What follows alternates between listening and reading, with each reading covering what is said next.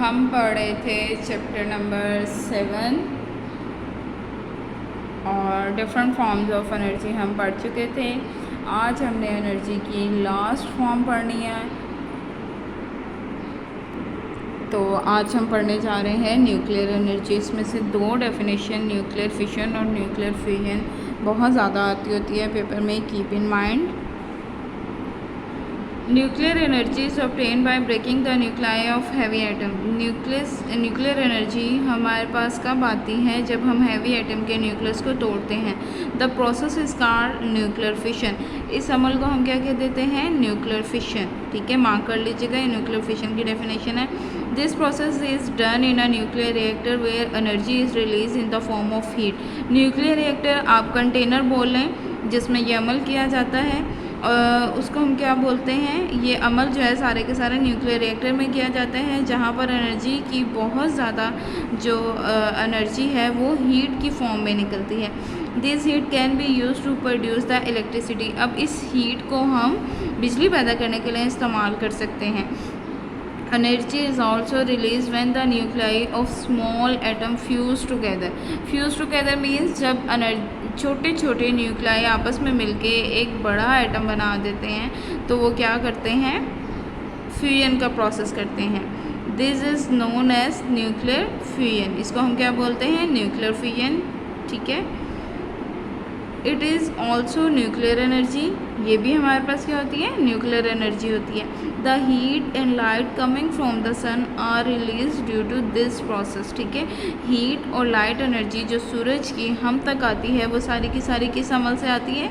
Nuclear fusion के तौर पे। ठीक है, जो सूरज है उसमें ये सारा प्रोसेस हो रहा होता है, इस तरह हीट और लाइट हम तक आती है।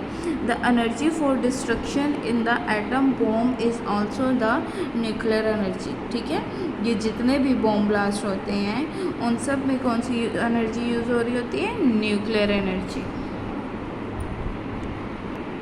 जी, तो अब हम आते हैं उर्दू मीडियम की तरफ। न्यूक्लियर एनर्जी, भारी एटम के न्यूक्लियस को तोड़कर न्यूक्लियर एनर्जी हासिल की जाती है। इस अमल को न्यूक्लियर फिशन कहते हैं। न्यूक्लियर फिशन की डेफिनेशन है, यहाँ पर लिख लीजिएगा। न्यूक्लियर फिशन क्या है? भारी एटम के न्यूक्लियस, जिस तरह मैंने आपको पिछले डायग्राम में न्यूक्लियस बना के दिखाया था, उन एटम्स को जब तोड़ा जाता है तो उनसे जो एनर्जी हासिल होती है उसको हम क्या कह देते हैं? Nuclear fission. ये अमल न्यूक्लियर रिएक्टर में होता है जहाँ हरारत की शक्ल में एनर्जी खारिज होती है। न्यूक्लियर रिएक्टर वो आप कह लो एक बर्तन है या एक ऐसी चीज़ है जिसमें ये रिएक्शन होता है, उसको हम क्या बोलते हैं? Nuclear reactor. और वहाँ पे ये सारी एनर्जी जो है वो हीट या हरारत की फॉर्म में खारिज होती है।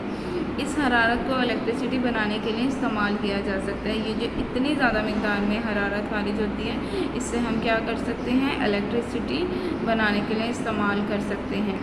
छोटे एटम्स के न्यूक्लियस जब आपस में जुड़ते हैं तो इस सूरत में भी एनर्जी खारिज होती है। ठीक है, छोटे एटम के न्यूक्लियस क्या करते हैं? आपस में कंबाइन करते हैं और फिर बड़ा एटम बना देते हैं। इससे न्यूक्लियर फ्यूजन का अमल कहा जाता है। ठीक है, वो ऊपर वाला फिशन था और ये वाला क्या है? फ्यूजन, जब छोटे एटम्स के न्यूक्लियस आपस में कंबाइन कर रहे हैं। ये भी एनर्जी की ही एक शक्ल है। सूरज से आने वाली रोशनी और हरारती एनर्जी इसी अमल के ज़रिए खारिज होती है। ठीक है, सूरज से जितनी भी रोशनी और हरारत हम तक पहुंचती है वो सारी की सारी आपके पास किस अमल के ज़रिए आती हैं? न्यूक्लियर फ्यूजन के तौर पे। और ये मोस्ट इम्पॉर्टेंट क्वेश्चन है, ये आपके पेपर में आता है।